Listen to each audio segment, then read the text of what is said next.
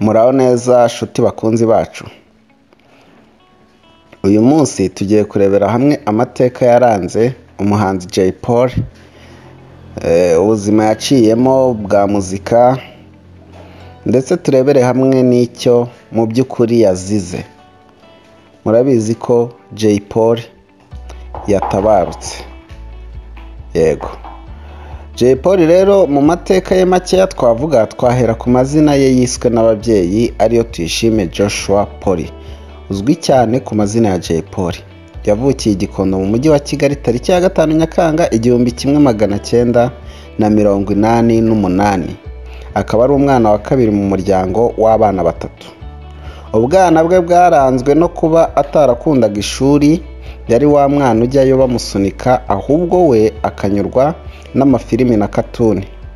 Ni mwene Sabimana Pierre na Mukarubayiza Marianne. Jay Polly ni umuraperi wo muri crew ya Tuff Gang. Akaba yakoraga gangster rap yo mu ishuri rya kera cyangwa se old school. Akaba yararerewe i Gikondo, yiga amashuri y'ikiburamwaka ku ishuri ry'icuke rya Kinunga. Amashuri abanza yayize ku ishuri ribanza rya Kinunga, ayisumbuye yatangira kuri.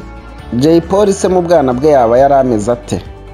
Kubera ko mama we yaririmbaga muri korali Hoziyana yo ku rusengero rwa ADPR Gakinjiro, nawe yagiye muri korali y'abana. Gukunda injyana ya rap Jay Polly yabikuye kuri mukuru we witwa Maurice, umunyamakuru kuri RBA. Atangira gukunda ukuntu yambara, uko yitwara, adasize n'ubwoko bw'umuziki yumvaga. Jay Polly rero yaje kujya mu muziki mu mwaka wa 2004 afatanyije na Green P n'abandi batatu barimo Perigi, bakoze crew bayita G5.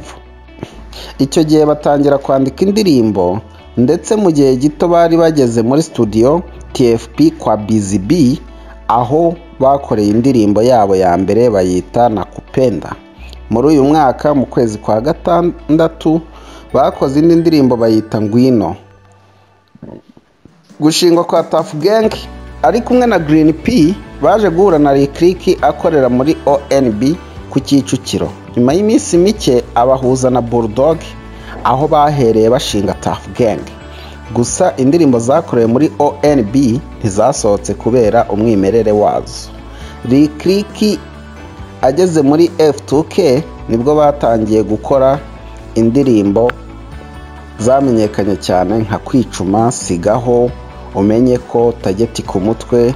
Iki gihe bari bamaze kumenyana na Paxson. Aha Tuff Gangs bakaba bari basigaye ari batatu, kuko Twisby yari yaramaze kujya kwiga mu Buhinde. Pfra amaze igihe kitari kinini ageze mu Rwanda, ntibyatinze abayinjiye muri Tuff Gangs kuko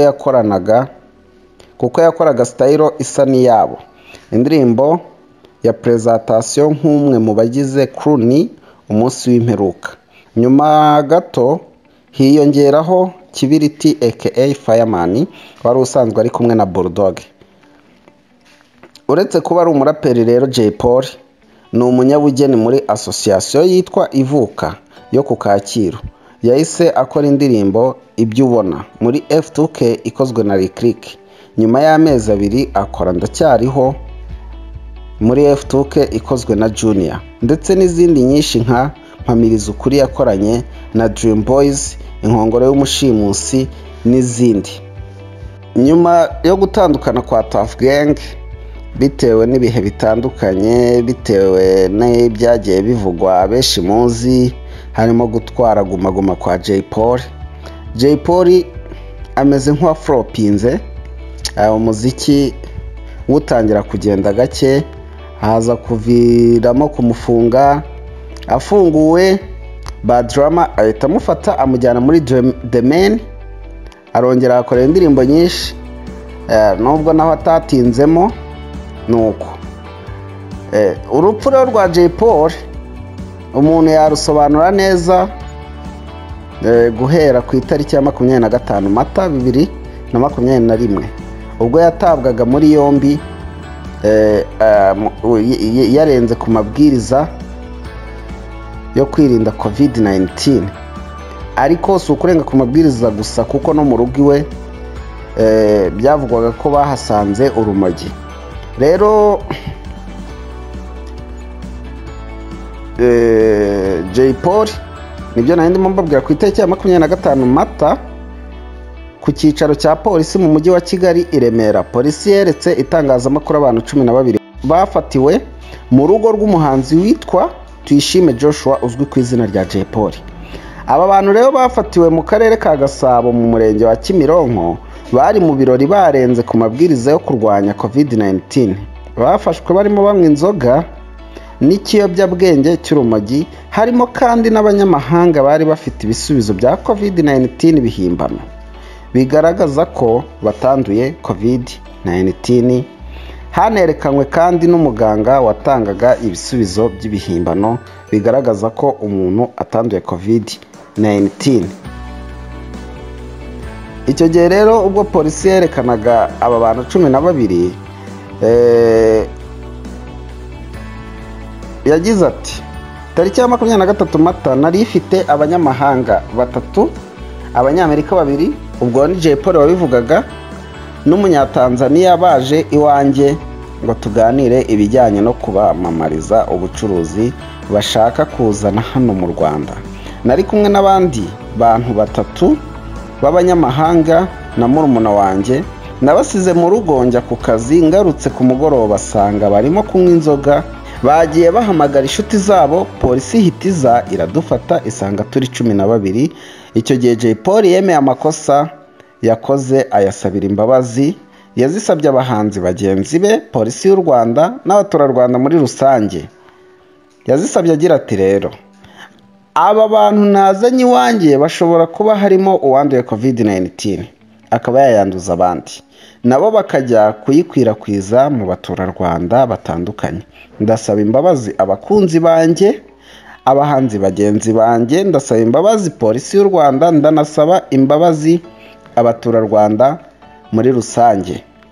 Kuva icyo gihe rero Jay Polly yahise yerekezwa muri gereza, ubwo n'ubu yari ataraburanishirizwa mu mizi kugira ngo akatirwe cyangwa arekurwe. Aho muri gereza ni nawe yarwariye uburwayi bwamuviriyemo urupfu.